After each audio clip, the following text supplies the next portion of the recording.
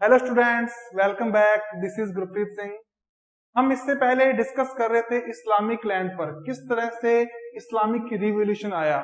जो सोसाइटी के ऐसे लोग थे जिनकी आवाज नहीं सुनी जा रही थी, उनकी आवाज को अराइज करने के लिए मोहम्मद साहब, हजरत मोहम्मद साहब आए। उन्होंने एक ऐसी स्ट्रक्चर को बनाया जो इन लोगों की आवाज सुन रही थी।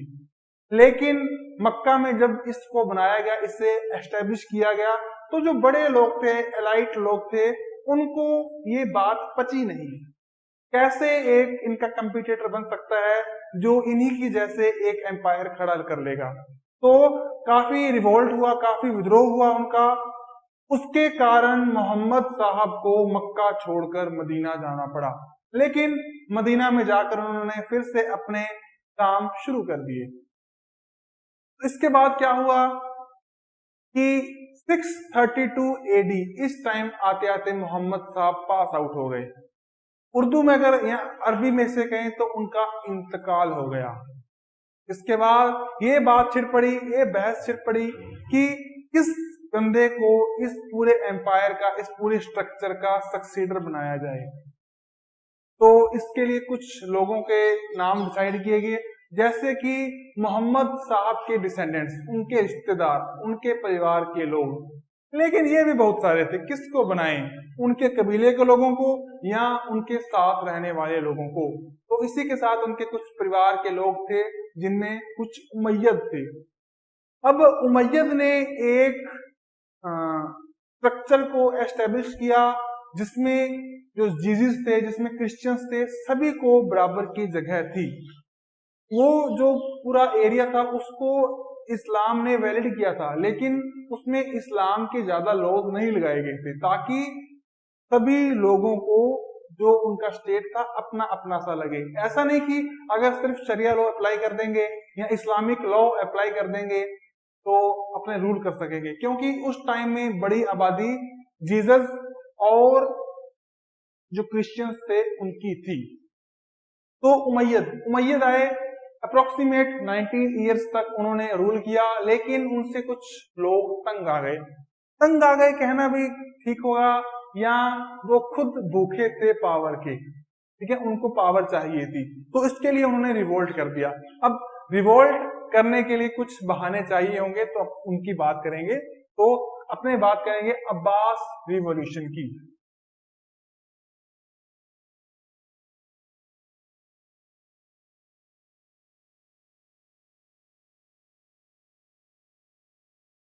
बच्चों, अब्बास रिवॉल्यूशन जो था इसको कहा गया दवा मूवमेंट, ठीक है ना, दवा मूवमेंट।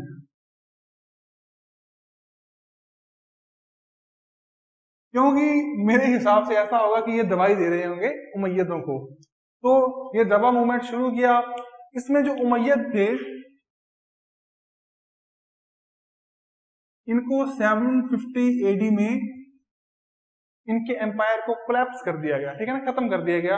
और ये जो पूरी की पूरी क्रांति, पूरा रेवोल्यूशन शुरू हुआ था, ये शुरू हुआ था ईस्टर्न ईरान से, खुरासन नाम की एक जगह है वहां से।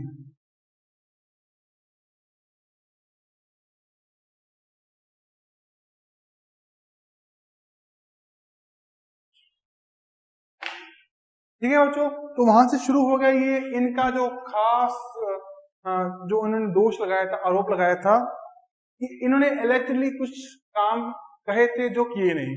सबसे पहला कि जो टैक्स में रिलैक्सेशन दिया जाएगा जो अबाजीज थे उनको, लेकिन वो रिलैक्सेशन इनको कभी दिया ही नहीं गया, ठीक है ना। यानी कि सबसे पहले जो इनका एलिगेशन था वो थे रिलैक्सेशन ऑफ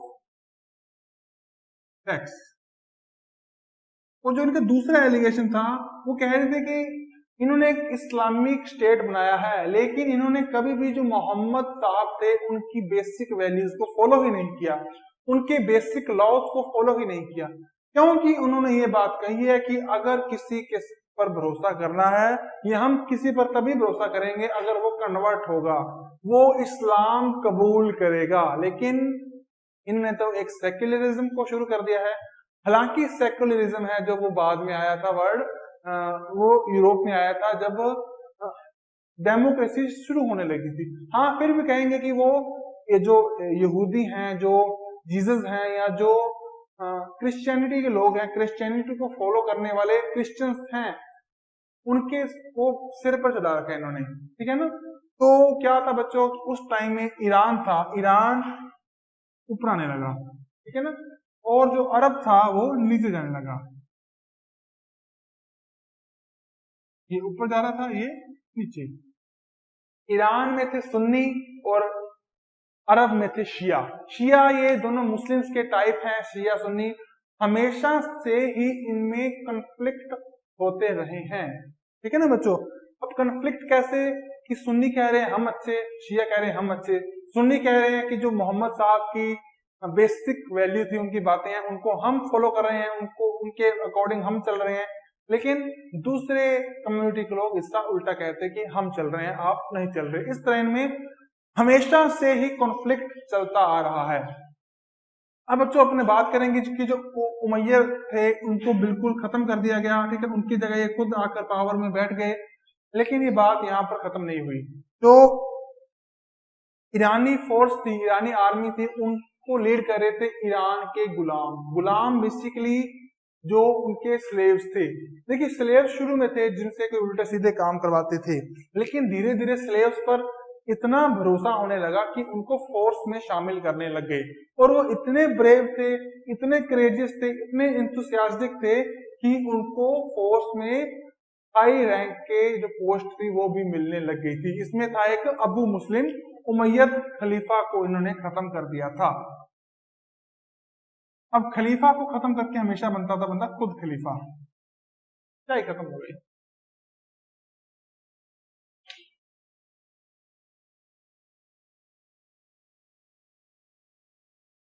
ठीक है, खलीफा को खत्म करके बंदा बनता था खुद खलीफा। यही काम किया इन्होंने। और इन्होंने क्या किया कि कुछ बदलाव किए, जैसे कि ईरान के फैटिफिसेटन नाम की एक जगह थी, एक पोर्ट के नजदीक, सी पोर्ट के नजदीक एक जगह थी, वहां पर इन्होंने एक शहर को फाउंड किया, उसका नाम था बगदाद, ठीक है, जो कि आज भी ईरान की कैपिटल है। उस टाइम का सबसे बड़ी सिटी, पॉपुलेशन अप्रोक्सीमेट 2 लाख, ठीक है, 200,000 इतनी पॉपुलेशन थी इसकी। इतना बड़ा शहर इनको फाउंड किया, और इन्होंने जो उनकी ब्यूरोक्रेसी थी उनको दोबारा से रिकंस्ट्रक्ट किया। कैसे किया कि इससे पहले जो ब्यूरोक्रेसी में जो लोग थे, जो आईएएस थे, तहसीलदार थे, एसडीएम थे, है ना, चलो ये तो तहसीलदार, एसडीएम, एसडीएम पटवारी है, आज की चीजें हैं। उससे पहले भी ब्यूरोक्रेसी में कोई ना कोई पोस्ट रहती होगी, तो उनको इन्होंने रिकंस्ट्रक्ट किया। इससे पहले जो लोग ब्यूरोक्रेसी में आते थे वो कबीलास पर बेस्ड थे, यानी कि जो लोग कबीलास से आते थे उनके डिसेंडेंट्स भी आगे जाकर ब्यूरोक्रेसी में आते थे। तो कहीं ना कहीं इनसे कुछ बाइस की सिचुएशन पैदा हो गई, क्योंकि इन्होंने देखा था कि जो उमैयद डायनेस्टी के जो कबीलों से उन्हें आने वाले लोग थे वो उमैयद के प्रति ज्यादा वफादार होंगे, हमसे नहीं, ठीक है, और इससे जो है भ्रष्टाचार भी बढ़ेगा, करप्शन भी बढ़ेगा, तो कई सारे कारण रहे होंगे। तो इन्होंने जो ब्यूरोक्रेसी थी उनको रिकंस्ट्रक्ट किया, और जो डिसेंट्स थे, जो डिसएग्री लोग थे, उनको इन्होंने भरोसा दिलाया कि आपकी बात सुनी जाएगी, तो वो भी राजी होगी भी हमारे सुनने वाले हैं। देखिए जब मोहम्मद साहब ने पहली बार फॉर्मेशन किया था इस्लाम का, तो उसका मकसद था जो लोग पिछड़े हैं, जो लोग वंचित हैं, जो लोग एक्सप्लॉइटेटेड हैं, उनकी हम मदद करेंगे। लेकिन धीरे धीरे जो खलीफा बन गए, ठीक है ना, वो खुद ही फन्ने का हो गए, ठीक है ना। तो बच्चों ये सब कुछ चल रहा था। इसके बाद क्या था कि जो कैलिफेट्स थे, ठीक है ना, उनका विघटन होना शुरू हो गया था, उनका कोलैप्सेशन हो रहा शुरू हो गया था। कैसे, इसके बारे में अपने बात करेंगे।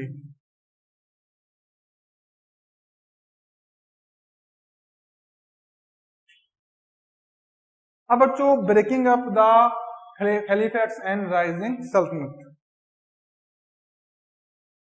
ठीक है ना, कि जो खलीफास थे इनके पास बहुत ज्यादा पावर थी।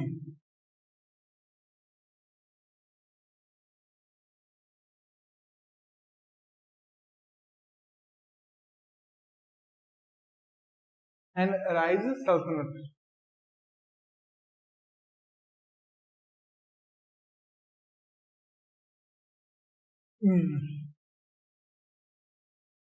देखिए बच्चों, उस टाइम में एक मॉस्क भी बनाई गई थी, अल मुत्रिक मॉस्क, अप्रोक्सीमेट 850 एडी में ये बनाई गई थी। अब अपने बात करेंगे कि जो सल्तनत थी, जो खलीफा थे, कैलिफेट्स थे, उस टाइम में वो सबसे हाईएस्ट पोस्ट में आ चुके थे, अपने आप को वो फन्ने का मानने लगे थे। लेकिन 9th सेंचुरी आते आते जो अब्बासीज थे वो थोड़े से वीक हो गए।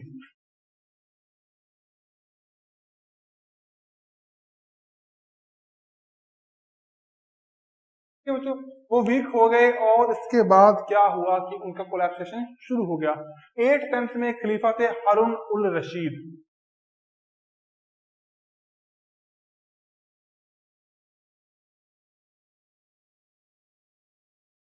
हारून उल रशीद, उनके थे 2 बच्चे।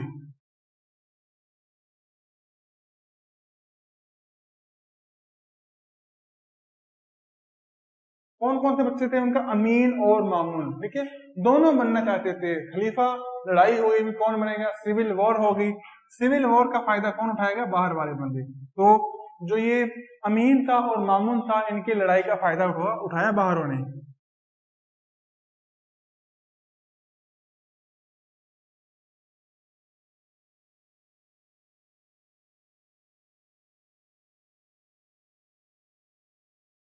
कैसे उठाया कि जो पूरा का पूरा मुस्लिम कम्युनिटी थी, इस्लाम कम्युनिटी थी, वो 2 धड़ों में बंट गई, शिया और सुन्नी। ठीक है ना। जो तुर्की के एक गुलाम ऑफिसर्स थे, उनका नाम था मालूम, उन्होंने इन गुटों को बनाया था। और इसके बाद बहुत सारे और भी गुट बन गए, जैसे बहुत सारे डायनेस्टीज आ गई, जैसे खुरासन, ट्रैक्सीन, नुमन, ऑक्समिक, तुलिम, ताहिरी, इजिप्शियन। इस तरह से बहुत सारी उस टाइम के में डायनेस्टीज आ चुकी थी। इस तरह से सारा कुछ चल रहा था। अब्बासीज जो थे, अब वो एक थोड़ी सी टेरिटरी में सिमट गए थे। तो बच्चों इसके बाद क्या हुआ कि जो मिडल इराक था, वेस्टर्न ईरान था, इस मिडल ईरान, वेस्टर्न इराक तक ये सिमट गया था अब्बासी। और 945 में ये बिल्कुल खत्म हो गया, इनकी बाटी मांगी गई। और इसके बाद आए बुहानी डायनेस्टी। बुहानी डायनेस्टी आई, उससे की जो एस्टेब्लिशमेंट हुई थी वो हुई थी बगदाद। बगदाद वही जो इराक ईरान की कैपिटल थी, तो बुवाही आई।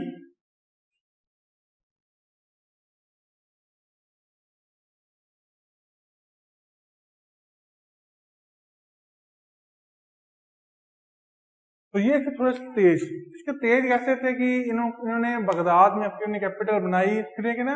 और ये खलीफा नहीं बने। खलीफा क्यों नहीं बने? कैलिफेट क्यों नहीं बने?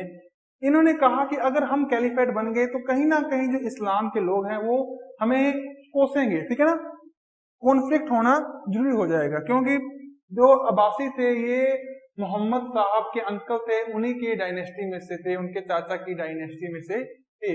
इसलिए कहीं ना कहीं उनको नुकसान पहुंचाना या उनकी पोस्ट को अपने पास लेना मोहम्मद साहब के साथ भी अनजस्टिफिकेशन हो जाएगा, ठीक है ना, उनके लॉस के साथ, जैसा लोग मानेंगे। तो इसके लिए उन्होंने एक स्कीम सोची। क्या थी? उन्होंने जो अब्बासी थे ना, ये इन्हीं को कैलिफेट बना दिया।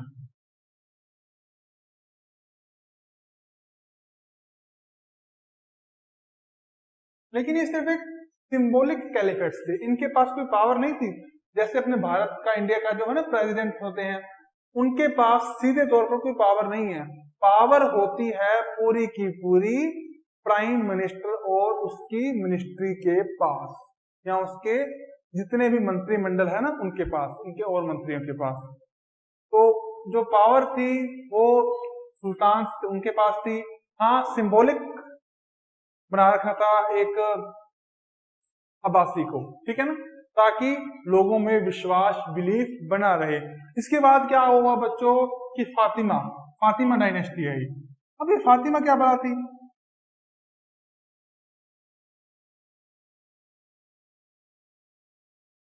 ऐसा माना जाता है कि जो फातिमा थी ये मोहम्मद साहब की बेटी थी, उनकी डॉटर थी, और इन्हों की जो डायनेस्टी थी वो आगे जाकर फातिमा डायनेस्टी के नाम से प्रसिद्ध हुई, इनका नाम चला, ठीक है ना। और ये जो थी ये शिया थी, जो शिया की एक सब कम्युनिटी थी उसी में से आई थी।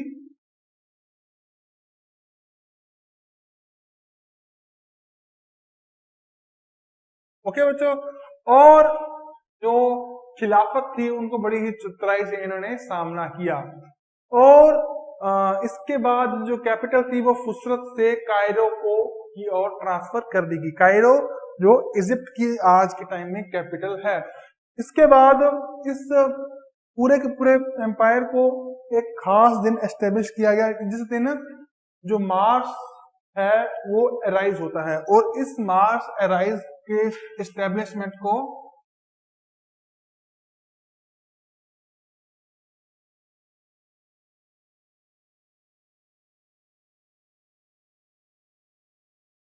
और इस मार्स के एस्टेब्लिशमेंट को कहते हैं अल काहिरी।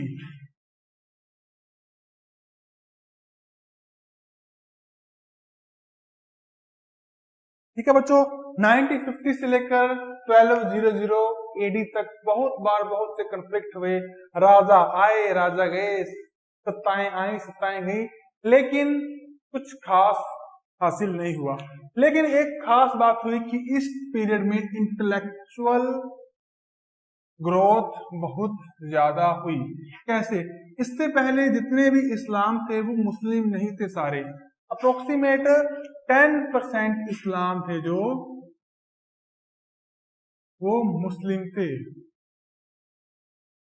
तो इन्होंने आकर कन्वर्शन शुरू कर दिया, और उमैयद और अब्बासी के जो काम थे उनको आगे बढ़ाया। देखिए, उमैयद और अब्बासीज के टाइम में, उनकी डायनेस्टी के टाइम में स्वतंत्रता थी, इंडिपेंडेंट थी कि लोग अपने रिलीजन को चुन सकते हैं। लेकिन आगे इस टाइम में आकर उन्होंने सोचा कि जो बंदा इस्लाम में बिलीफ दिखाएगा उसको मुस्लिम में कन्वर्जन कराना पड़ेगा। ठीक है, इससे पहले तक ये कोई कम्युनिटी या कोई रिलीजन नहीं था, सिर्फ और सिर्फ एक आइडियोलॉजी थी जो कि लोगों को इंटीग्रेटेड करने के लिए बनाई गई थी, जो कि गरीब लोगों को, जो जिनके पास राइट नहीं थे, जो एक्सप्लॉइटेटेड थे, उनको बचाने के लिए ये आइडियोलॉजी बनाई गई थी। लेकिन अब ये एक रिलीजन, एक कम्युनिटी के रूप में आ चुकी थी। लेकिन कन्वर्जन तो चाहे किसी का भी हो जाए, तो क्या उसकी इंटीग्रिटी, क्या उसकी सत्यनिष्ठता हमेशा खलीफा के लिए बनी रहेगी? इसमें थोड़ा सा डाउट था। हो सकता है बनी भी रहे, हो सकता है खराब भी करें। तो अब्बासी, बुकरी, बुआरी और सलामी, अब्बासी, बुआरी एंड सलामी, हमेशा इन तीनों में से या इन तीनों को ही जो आर्मी थी, जो फोर्स थी, उसके हाई रैंक पर अपॉइंट किया जाता था, ताकि कभी रिवोल्ट न हो जाए।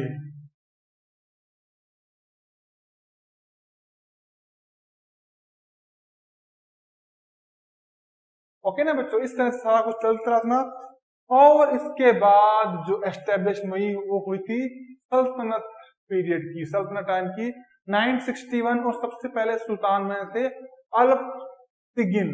ठीक है ना, अल्प तिगिन बने सुल्तान 1961 में।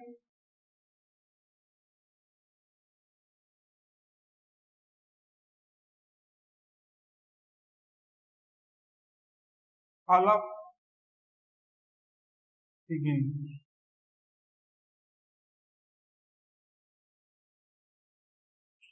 ओके बच्चों, इस टाइम में सुल्तान बने, सबसे पहले सुल्तान थे। और इसके बाद जो सुल्तान बने वो थे गजनी के महमूद, वही गजनी जिसका नाम का जिक्र पीके मूवी में भी है कि गजनवी आया हमारे मंदिरों को तोड़ा, गुजरात का सोमनाथ मंदिर 16 टाइम अटैक किया, है ना। आपकी 12th क्लास में सारा कुछ आएगा ये।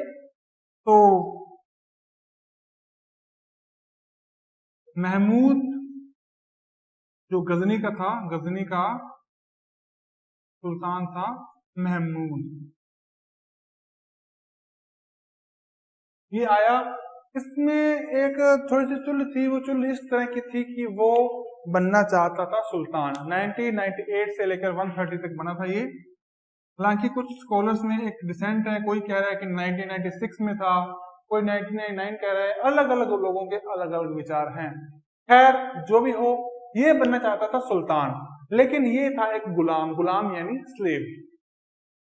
तो एक रूल था कि कोई भी स्लेव किसी हाई पोस्ट पर नहीं जा सकता, यानी कि सुल्तान नहीं बन सकता। लेकिन अगर खलीफा इसके लिए परमिशन दे दे तो बन सकता है। तो खलीफा ने भी ठीक है कि बन जाओ, भी क्या दिक्कत है, एक योग्य बंदा हो, एक लायक बंदा हो, अगर वो बनता हो सुल्तान तो क्या किसी को दिक्कत है, तो बन गया। लेकिन इसकी कुछ स्ट्रेटेजी इस तरह की थी कि इसकी फोर्स में अलग अलग कम्युनिटी के लोग थे, जैसे इसमें तुर्किश भी थे और इंडियंस भी थे। इस चीज का फायदा ये उठा रहा था क्योंकि इससे उसको हर किसी की पॉलिटी, हर किसी की स्ट्रेटेजी, हर किसी की डिप्लोमेसी जानने का मौका मिल गया, कौन बंदा कैसे बिहेव करता है। इसका एग्जांपल हमें मिला कि इसकी आर्मी में एक बंदा था, उसका नाम था तिलक। अब तिलक किसका नाम होता है? इंडिया के किसी बंदे के नाम होगा। अब ये तो है नहीं कि इंग्लैंड के बंदे का नाम आ तिलक विलियम, ऐसा तो कुछ होगा नहीं, है ना। तो तिलक था एक इंडिया का बंदा, ये उनसे पूरे गुर सीख रहा था। और इसका जो सेंटर था वो अब बगदाद, मक्का, मदीना, यहां पर नया होकर खुरासन और अफगानिस्तान में आ चुका था।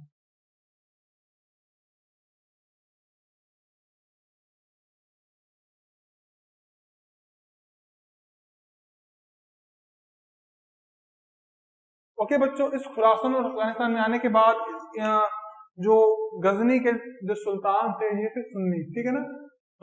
इन्होंने अपने टेरिटरी को एक्सपेंड करना शुरू कर दिया और सुजुक तुर्क थे जो, उन्होंने 1035 को खुरासन को जीत लिया। सुजन तुर्क 1075 खुरासन। ओके बच्चों, 1055 बगदाद, बगदाद जो आज ईरान की कैपिटल है, वहां पर जो सुन्नी थे, सुन्नी कम्युनिटी, उसने कब्जा कर लिया, उसको कॉन्कर कर लिया। और इसके बाद जो उस बंदे का भतीजा, उसका नेफ्यू था, उसने उसी को वहां का सक्सीडर अपॉइंट कर दिया और बाद में उसने अपनी टेरिटरी को एक्सपेंड किया। उस भतीजे का नाम था अरसवन, ठीक है ना। उसने अंतोनिया और तुर्की पर भी इसके बाद अधिकार कर लिया। 10th से लेकर 13 सेंचुरी तक, 10 से लेकर 13 सेंचुरी, इस टाइम में क्या था कि बहुत ज्यादा जीनोसाइड हुआ, बहुत से यहूदी, जीसीस और क्रिश्चियंस को मारा गया, उनके साथ गलत काम किए गए, ठीक है ना। उनको बहुत ही क्रूअल्टी से देखा जाने लगा। और ये नहीं कि जो मुस्लिम्स थे वो इनको ऐसा कर रहे थे, जो जीसस थे, जो क्रिश्चियन थे, वो भी इनके साथ ऐसा ही बिहेव कर रहे थे। और ऊपर से आ गए मंगोल। जो मंगोल थे वो तो बहुत तेज थे, ठीक है ना। पूरा मतलब ना ऐसे पता नहीं लग रहा कौन किसको मारे, कौन किसी को। जो इधर से जो क्रिश्चियंस थे उनकी और जो ज्यूस थे उनकी लड़ाई चल रही है, इधर से इनकी चल रही है मुस्लिम की, ऊपर से आ गए मंगोल, काफी ऐसे रेल बन गई, ठीक है ना। तो इस तरह से काम होने लगा। अब इसके बाद अपने बात करेंगे द क्रूज़ेड्स, यानी किसको कहेंगे अपने धर्म युद्ध।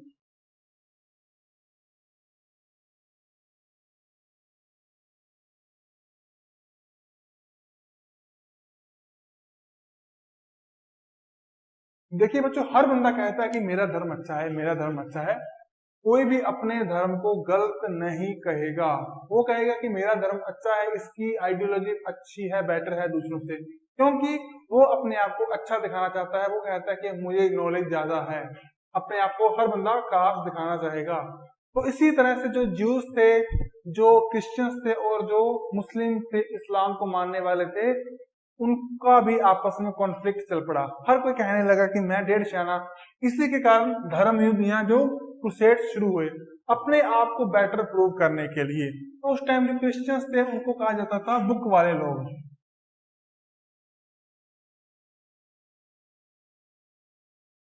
बुक पर्सन थे ये, क्योंकि इनके हाथ में होती थी इनकी होली बाइबल, और इनका जो रिलीजियस एपिक था उसको कहा जाता था इंजिल, ठीक है ना। और इन लोगों को कहते थे अहल उल किताब, अहल उल किताब।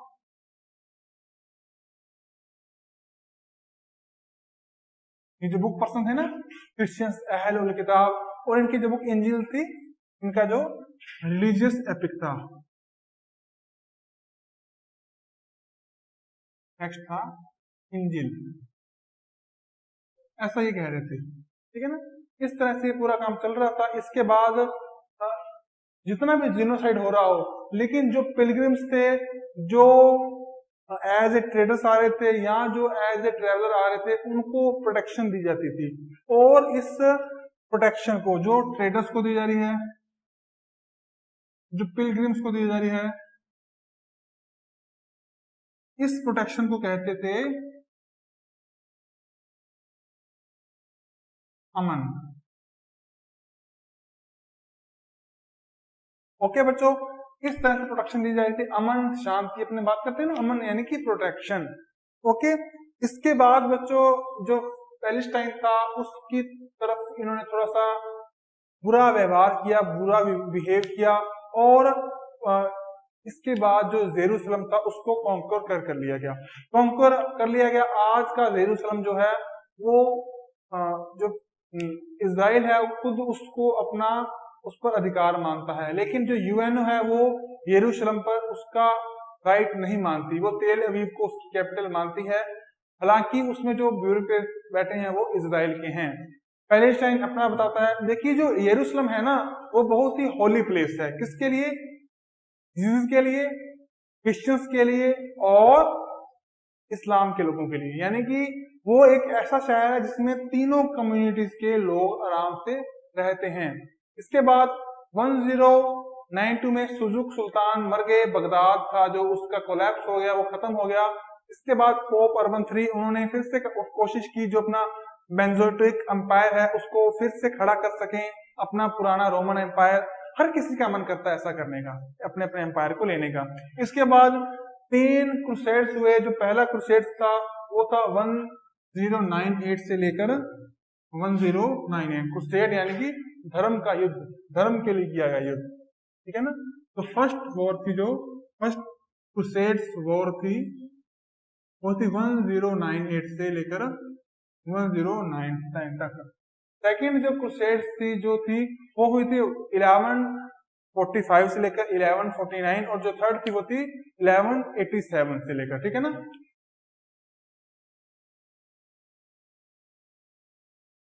1145 से 11, और जो थर्ड थी वो थी 1187। इसमें जो था यरूशलेम था उसको कॉन्कर कर लिया गया। देखिए कभी कॉन्कर कर लेते इस्लामिक, कभी यूज और कभी क्रिश्चियंस, ये काम हमेशा चल रहा था क्योंकि ये इसको मानते थे क्रूसेड्स, धर्म युद्ध, ठीक है ना, अपने अपनी वैलिडेशन को प्रूव करने के लिए। तो बच्चों ये लेक्चर था यहीं तक। आप इस लेक्चर को अच्छी तरह से बुक में से पढ़िए और लेक्चर को देखिए, ठीक है। तब तक के लिए हम अलविदा लेंगे, धन्यवाद।